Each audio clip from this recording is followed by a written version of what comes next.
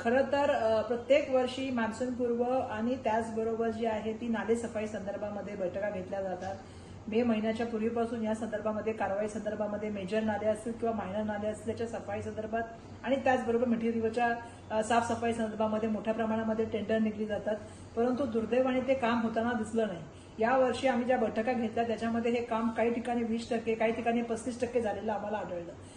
खरं तर नाले सफाई संदर्भात ज्यावेळी मी फिरले त्यावेळी सुद्धा मी बघितलं की मोठ्या प्रमाणामध्ये तसेचे तसे नाले आहेत. म्हणजे कागदपत्री जे दाखवलं जातं ते वेगळं दाखवलं जातं. जशा आपल्याला माहिती आहे की काळा त्या ठिकाणी कचरा निघतो मोठ्या प्रमाणामध्ये. त्याच्यात काल परवा एक मोठ्या भ्रष्टाचाराचं प्रकरण एक स्ट्रिंग ऑपरेशन एका वृत्तपत्राच्या माध्यमातून झालं आणि त्यांनी सांगितलं की कशा तऱ्हेने ते मोबाईल सुद्धा मॅनेज केले जातात. त्या ठिकाणी जे लॉगबुक असतं किंवा बाकीचे डॉक्युमेंट कशा तऱ्हेने ते ठेकेदारच बघतात. याचं एक मोठ्या प्रमाणामध्ये स्ट्रिंग ऑपरेशन एका वॉर्डचं जरी चांगलं असलं तरी ही परिस्थिती पूर्ण मुंबईची आहे.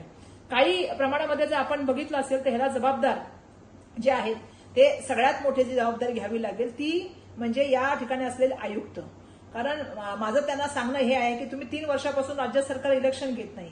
लोकल बॉडीमध्ये जे आहे ते त्या ठिकाणी जे आहे ते नगरसेवक नाहीत आणि अशा वेळेला संपूर्ण जबाबदारी शासन म्हणजे अर्बन डेव्हलपमेंट डिपार्टमेंट आणि त्या ठिकाणी असलेले आयुक्त या दोघांवरच ही जबाबदारी येते. मान्सूनमध्ये आपण बघितलं असेल की त्या ठिकाणी सगळे जे सव्वे होते मग अंधेरी असेल किंवा बाकीच्या ठिकाणचे सव्वे असे होते.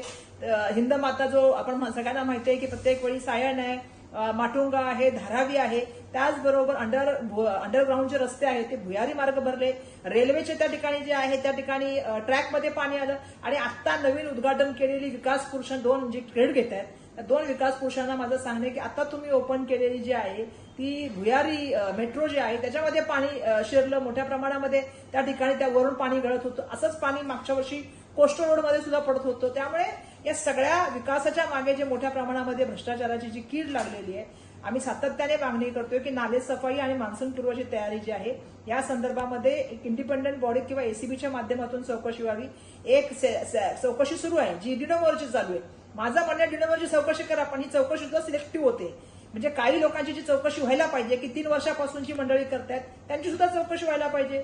आम्ही मागतोय सातत्याने की या 3 वर्षामधल्या सगळ्या प्रकरणाची कॉन्क्रीटचे रस्ते ह्याचं टेंडर झाले 22 मध्ये, काही टेंडर झाले 23 मध्ये, अजून 25 झाले तरी सुद्धा ते कॉन्क्रीटचे रस्ते 20 ते 30% पण तयार झालेले नाहीत आणि 70% रस्त्याचं 60% रस्त्यांचं काम सुरू झालेलं नाही. ही जबाबदारी कोणाची आहे त्याची सुद्धा चौकशी व्हायला पाहिजे. मंत्रिमंडळातल्या काही सरकारांची चौकशी व्हायला पाहिजे. अर्बन डेव्हलपमेंट विभागाची चौकशी व्हायला पाहिजे. पण दुर्दैवानं ते होताना दिसत नाही. त्यामुळे आमचं सगळ्यांना मुख्यमंत्र्यांना सांगणे या 3 वर्षाची श्वेतपत्रिका काढा. जो फंड दिले त्याची श्वेतपत्रिका काढा. या नाले सफाईची आणि मान्सून पूर्व तयारीची मिठी रिव्हरची जी आहे ते कोणाला टेंडर दिले ते पण तुम्ही लोकांनी पत्रकारांनी तपासलं पाहिजे.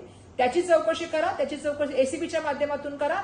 डिनोमोरीची चौकशी करा. पण त्याचबरोबर या 3 वर्षाच्या काळामध्ये जे रस्त्याचे कॉन्क्रिटीकरण असेल किंवा नाले सफाईमध्ये ज्यांनी भ्रष्टाचार केलाय त्यांची सुद्धा नावं पुढे येऊ द्या.